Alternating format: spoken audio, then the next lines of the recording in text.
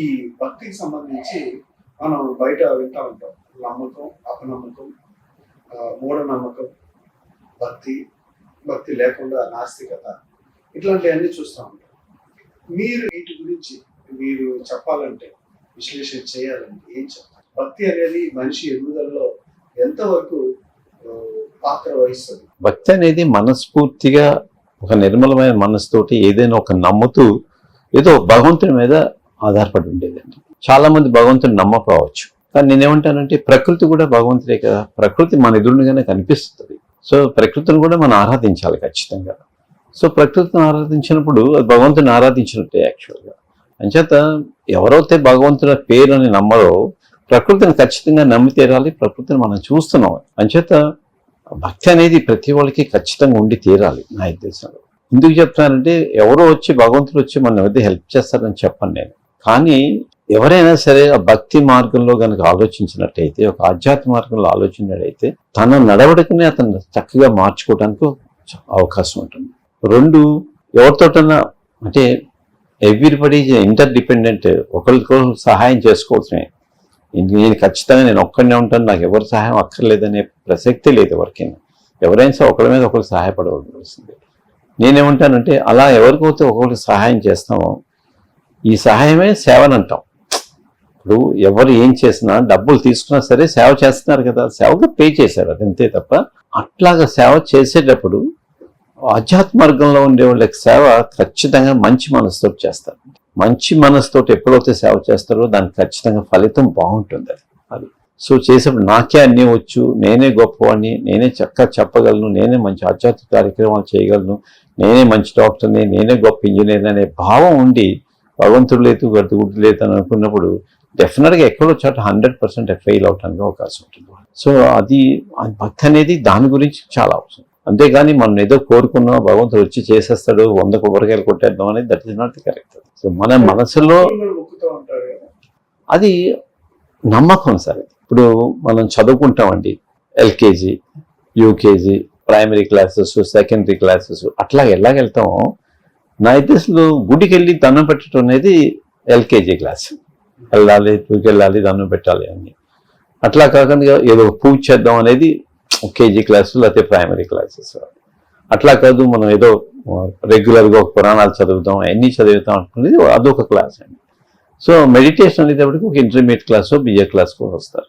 అట్లా కాకుండా పూర్తిగా దానిలోనే లేనిపై చేసేవాళ్ళు అంటే వాళ్ళు తిరిగి 10 మందికి వాళ్ళు ఎవరైనా దీవిస్తే ఖచ్చితంగా జరిగి తీరుతుంది, మంచి మనసు ఉంటుంది వాళ్ళకి.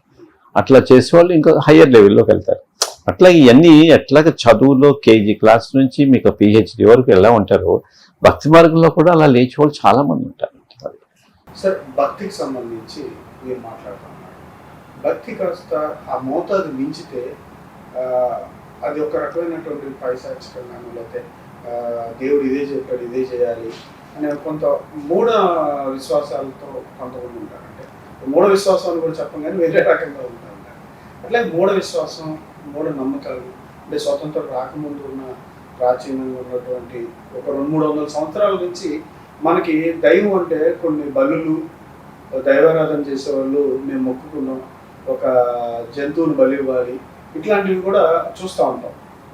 అంటే దానికి దీనికి రెండింటికి మీరు మ్యాచ్ ఎలా చేస్తారు? దీన్ని ఎట్లా చూడాలి? కానీ మీరు చెప్పినట్టు బలి ఇవ్వటం అనేది డెఫినెట్గా 100% తప్పు సార్ నా దృష్టిలో. ఏ ప్రాణికి ఇంకొక ప్రాణి యొక్క ప్రాణం తీయటానికి అసలు హక్కు లేదు, అసలు యాక్చువల్గా హక్కు లేదు, 100% హక్కు లేదు. అయితే ఇప్పుడు మీరు చెప్పాడు, ఇప్పుడు చాలామంది నాన్ వెజిటేరియన్ తింటున్నారు కదా, రోజు జరుగుతుంది కదా అంటే అది నిజమే, అది కూడా తప్పే నా దృష్టిలో, 100% తప్పే దాంట్లో. కానీ ఈరోజు ఉన్నటువంటి పరిస్థితుల్లో ఎవరైతే చాలామంది ఇప్పుడు అన్ఫార్చునేట్గా ఒకప్పుడు చాలామంది వెజిటేరియన్స్ ఉండేవారు, ఇప్పుడు most of them are non vegetarians అయిపోయారు. Even born vegetarians also become a non vegetarians.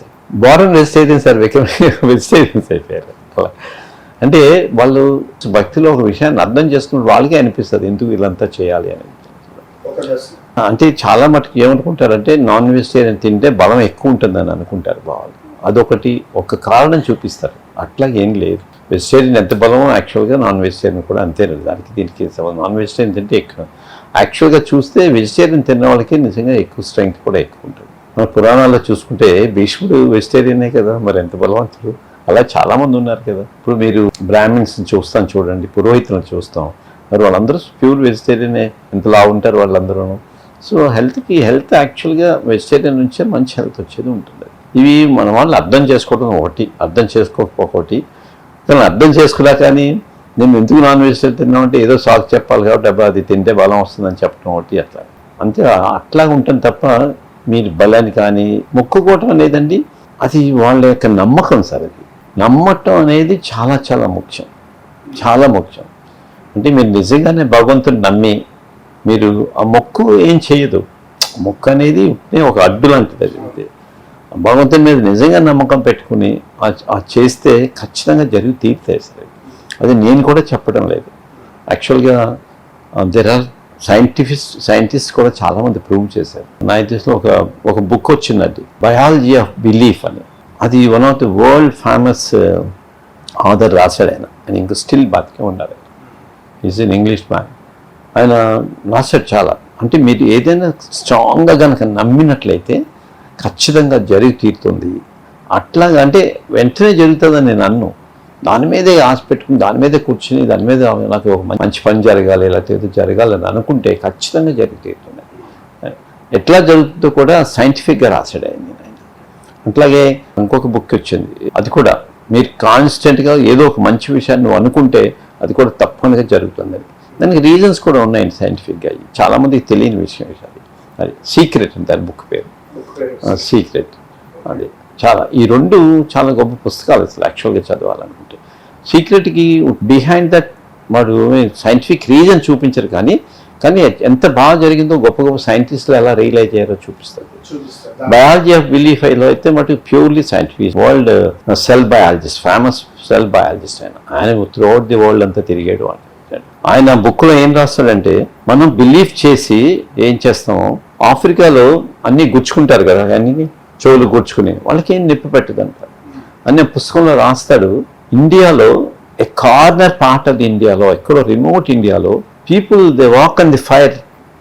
ఆ రోజు వాళ్ళ నిష్లో ఉండి ఆ రోజు అగ్గి మీద నడుస్తారు వాళ్ళంతను, వాళ్ళకి ఏం కాలదు, డ్యాన్స్ చేస్తారు దాని మీద అని. అది శివరాత్రికే చూస్తాం యాక్చువల్గా చాలా చోట్ల. మరి అంత డీప్గా స్టడీ చేశాడు చూడండి ఆయన. ఎక్కడో అమెరికాలో ఉన్న ఆయన అది చూసి రిమోట్ కార్నర్ ఆఫ్ ఇండియాలో ఉన్నదంటే చెప్పాడంటే ఎంత గొప్పగా స్టడీ చేసి దానికి రాశాడు ఏమవుతుంది అని రాసుకుంటా రాశాడు. లోపల సెల్స్లో ఎలా చేంజెస్ వస్తాయి, డిఎన్ఏలో ఎలా చేంజెస్ వస్తాయి అని బ్యూటిఫుల్ రాశాడు book. It's very small book, but చాలా కష్టం చదవటం కూడా, అర్థం చేసుకోవడం కూడా. సైంటిఫిక్ అర్థం చేసుకోవడం కదా, అంటే సైంటిఫిక్ నాలెడ్జ్ ఉంటే అర్థం అవుతుందండి, డెఫినెట్గా అర్థం అవుతుంది. నమ్మకం is most of the important. అంటే బయాలజీ ఆఫ్ బిలీఫ్ అని రాసింది బ్యూటిఫుల్. అది ఆ బుక్ చాలా బాగుంటుంది. అది అసలు సీక్రెట్ అని కూడా దానికి ఉంటే ఎక్కడెక్కడ ఎలా జరిగిందో చెప్పారు, కానీ దానికి వెనకాల సైంటిఫిక్ ఇది రీజన్ లేదు. కానీ చాలామంది గొప్ప గొప్ప సైంటిస్టులే రాస్తున్నటువంటి సైంటిస్టులతో నమ్మకం ఉన్న బుక్ అది. అట్లాగా అత్యంత ఇవన్నీ చూస్తే భగవంతుడు అనేది ఎక్కడ ఉంటాడో తెలియదు, ఎవరో చూడలేదు, మీరు చూడలేదు, నేను చూడలేదు, ఎవరో చూడలేదు. కానీ డెఫినెట్గా మనకన్నా ఏదో ఒక పవర్ మటుకు ఖచ్చితంగా నేచర్లో ఉంది. ఆ పవరే నడిపిస్తుంది. లేకపోతే కరెక్ట్గా సూర్యుడు కరెక్ట్గా ఎలా టైంకి వస్తాడు, చంద్రుడు కరెక్ట్గా టైంకి ఎలా వస్తాడు, ఇవన్నీ చాలా ఉన్నాయి కదా సార్ మనకన్నీ. గ్రహాలన్నీ కరెక్ట్గా టైంకి ఎలాగెళ్తున్నాయి, ఇవాళ ఏ గ్రహం ఎక్కడ ఉంటుందో సైంటిఫిక్గా ఎంత ప్రూవ్ చేశారంటే ఎట్లాగా మనకి టైం ఎంత కరెక్ట్గా వెళ్తుంది అది మనకి. సో ఇవన్నీ చూస్తే ఖచ్చితంగా there is a power beyond it. మనం తెలుసుకునే దానికన్నా ఏదో పవర్, ఆ పవర్నే నేను భగవంతుడు అంటాను నేను. అది సో భగవంతుని చూడలేం కాబట్టి ఏదో రూపంలో పూజించుకోవాలి మనం. మీకు ఒకళ్ళు ఇష్టం, నాకు సాయిబాబా ఇష్టం, నాకు మా గురువు ఇష్టం, మీకు అమ్మవారి ఇష్టం, లేకపోతే ఇంకోళ్ళకి సరస్వతీదేవి ఇష్టం, ఇంకోళ్ళకేమో లక్ష్మీదేవి ఇష్టం, కొందరికి సాయిబాబా ఇష్టం, లేకపోతే మహమ్మద్ ఉన్నారంటే అల్లా ఇష్టం, క్రీస్తు ఉన్నారంటే క్రీస్తు ఇష్టం. So these are all different. కొంతమంది బుద్ధుడు ఇష్టం, ఇవన్నీ మనం పెట్టుకున్నాం అన్ని, అంతే తప్ప ఎవరైనా భగవంతుడు ఒకటే. ఆ భావం అల్టిమేట్గా రాగలిగితే that is an excellent thing. అంచేత నా దేవుడు గొప్పవాడు అనేది మటుకు ఇంకంతకన్నా మూర్ఖత్వం మటుకు ఏం లేదు.